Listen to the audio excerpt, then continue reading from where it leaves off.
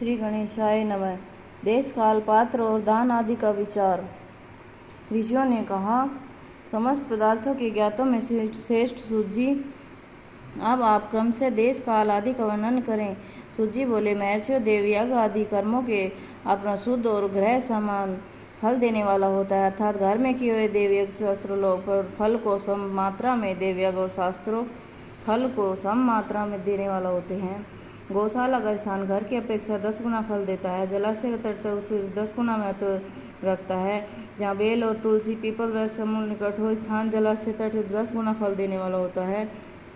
देवालय उससे भी 10 गुने महत्व का स्नान जानना चाहिए। देवालय से 10 गुना महत्व रखता है। तीर्थभूमि तट उससे 10 गुना श्रेष्ठ। नदी का किनारा उससे 10 गुना उत्कृष्ट। तीर्थ नदी का तट और 10 गुना महत्व रखता है। सप्त गंगा नामक नदियों का तीर्थ, गंगा, गोदावरी, कावेरी, ताम्रपर्णी, सिंधु, सरयू और नर्मदा, 7 नदियों का सप्त गंगा कहा गया है। समुद्र के तट पर स्थान इनसे 10 गुना पवित्र माना गया है। पर्वत के शिखर पर प्रदेश समुद्र तट के 10 गुना पावन है। सबसे अधिक महत्व का स्थान जानना चाहिए कि वह जहाँ मन लग गया। जहाँ तक देश का वर्णन हुआ, अब कालों का तारतम्य बताया जाता है। सतयुग में यज्ञ, दान आदि कर्म पूर्ण फल देने वाले होते हैं, ऐसे जानना चाहिए। त्रेता युग में उसके 3/4 फल मिलता है। द्वापर में आधे की फल प्राप्ति कही गई है।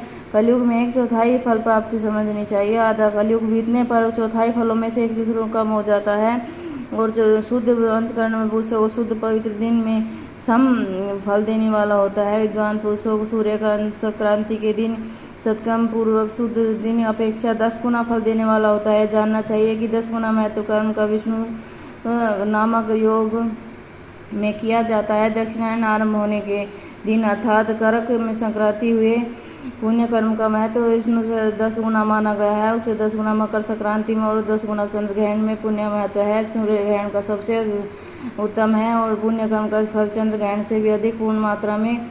बात को भी पुरुष जानते हैं। जगत रूपी सूर्य रूपी विश्व संयोग से होता है और सूर्य ग्रहण का समय रोग प्रदान करने वाले है और विश्व की शांति के लिए उस समय स्नान दान जप करें। भगवान शिव ध्यानस्थ। श्री शिव पार्वती। तपस्विनी सती के सामने शिव का प्रकट। पार्वती और सप्त ऋषि। शिव की विकट बारात। भगवान श्री गणेश। भगवान स्कंद। पार्वती की काली त्वचा के आवरण से कोशिका का प्रकट। जय हो सभी देव देवता। वह काल की विश्व शांति के लिए उपयोगी होने के कारण पुण्यप्रद माना गया है। जन्म, क्षत्र और दिन, व्रत की पूर्ति, दिन का समय सूर्य ग्रहण के समान समझा जाता है, परंतु महापुरुषों संघ का काल करोड़ों को सूर्य के समान पावन है, ऐसा ज्ञानी पुरुष मानते हैं। तपोनिष्ठ योगी और ज्ञाननिष्ठ यति के पूजा के पात्र और पापोनाश के स्मरण कारण होते हैं। 24 लाख के अत्रिमंत्र जप कर लिया हो तो ब्राह्मण पूजा उत्तम पात्र है। संपूर्ण फलों को भोग देने वाला समर्थ है और पतन की त्राण करता है और तथा नरक में गिरने से बचाता है। उसके लिए गुण के कारण शास्त्र में पात्र शब्द का प्रयोग होता है। वह दाता का पातक और त्राण करने के कारण पात्र कहलाता है। गायत्री गाया के पतन त्राण करती है, इसकी गायत्री कहलाती है। लोक में धनी और दूसरे को धन नहीं देता, वह धनवान दूसरों को धन दे सकता है। उसी को जो सोम शुद्ध पवित्र आत्मा है वही दूसरे मनुष्य का त्राण उद्धार कर सकता है। जो गायत्री का जप करके शुद्ध हो गया हो वह शुद्ध ब्राह्मण कहलाता है। इसलिए जब तप दान होम कर्मों के लिए वही शुद्ध पात्र है। ऐसे ब्राह्मण ही दान और रक्षा करने की पात्रता रखता है। स्त्री हो या पुरुष जो भी भूखा है वही अन्नदान का पात्र है। उसके वस्तु इच्छा और वस्तु बिना मांगे दे दी जाए तो दाता को दान का पूरा फल में प्राप्त होता है। महर्षि की मान्यता है कि सवाल याचना करने वाले के बाद दिया गया हो तो दान का आधा फल और देने वाला बताया गया है। सेवक को दिया और दान 1/4 फल देने वाला विप्रो जाति मात्र से ब्राह्मण और दीनता पूर्वक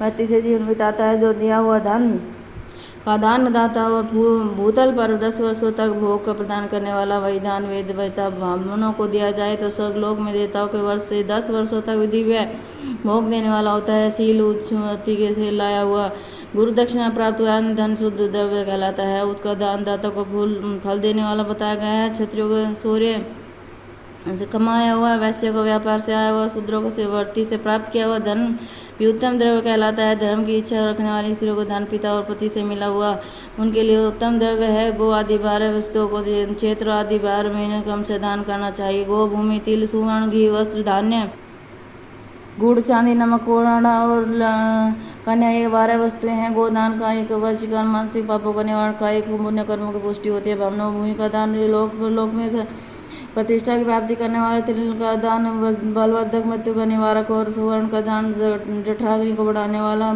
और वीर्यदायक, और घी का दान पुष्टिकारक, वस्त्र का दान आयु की वृद्धि करने वाला। और ऐसा जानना चाहिए कि धान्य का अन्न, धन और समृद्धि के कारण गुड़ का दान मधुर भोजन की प्राप्ति कराने वाला होता है।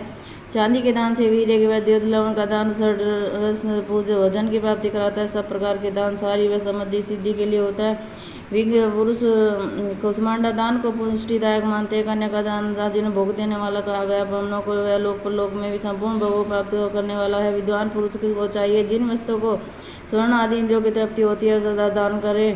श्रोत्र आदि 10 इंद्रियों को जो शब्द 10 विषय में उनका दान किए जाए तो वे भोगों की प्राप्ति कराते हैं और दिशा और आदि इंद्रिय देवता को संतुष्ट करते। वेद और शास्त्र को ग्रहण करने, गुरु के उपदेशों में बोध करने वाला पश्चात बुद्धि का निश्चय होता है। कर्मों का फल अवश्य मिलता है, इसी को उच्च कोटि आस्तिकता कहते हैं। भाई बंधु और राजा के भय से आस्तिकता, बुद्धि सदा कनिष्ठ श्रेणी की आस्तिकता सर्वदा दरिद्र है।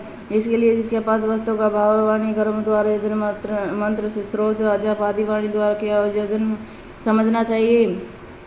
तीर्थ यात्रा आदि व्रत का आदि विद्वानों द्वारा शारीरिक यजन मानते हैं। किसी भी उपाय को थोड़ा या बहुत देवता अर्पण बुद्धि से कुछ दिया गया जाए तो दान सत्यक्रम भोगों की प्राप्ति कराने में समर्थ होता है। तपस्या, दान और 2 कर्म मनुष्य सदा करने चाहिए। जैसे ग्रह का दान करना चाहिए, अपने वर्ण और गुण से सुशोभित हों। बुद्धिमान पुरुष देवताओं की तृप्ति के लिए कुछ देते हैं तो अतिशय मात्र से सब प्रकार के भोग प्रदान करने वाला होता है।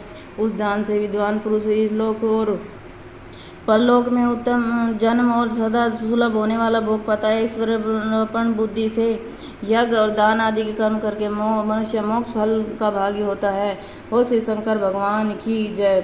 15वां अध्याय समाप्त।